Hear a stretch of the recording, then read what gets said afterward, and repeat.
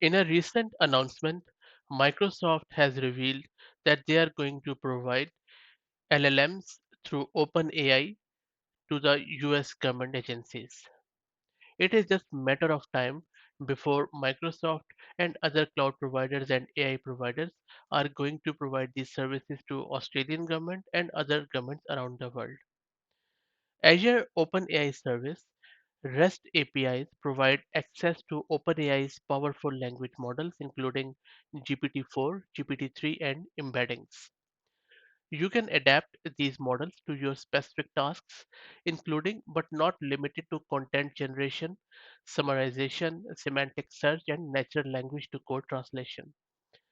You can also access the service using REST APIs, Python SDKs, or web-based interface in the Azure AI Studio. If you are an Azure government customer in US or partner, you can access and operationalize advanced AI models and algorithms that scale. Developers can use Azure OpenAI Service to access pre-trained GPT models to build and deploy AI-enabled applications more quickly and with minimal efforts. Microsoft is bringing the powerful language producing model from OpenAI to the US federal agencies through its Azure cloud service. Microsoft has also added the support for LLMs uh, powering GPT-4 and GPT-3 to Azure government, and this is likely to be offered to other governments as well.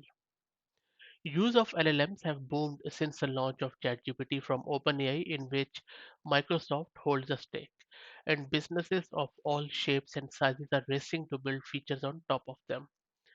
It is first time Microsoft is bringing the GPT technology to Azure government, which offers cloud solutions to US government agencies and marks the first such effort by a major company to make the chatbot technology available to the governments.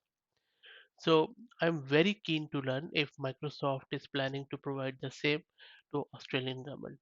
If you know anything about it, please post your thoughts in the comments. Thank you.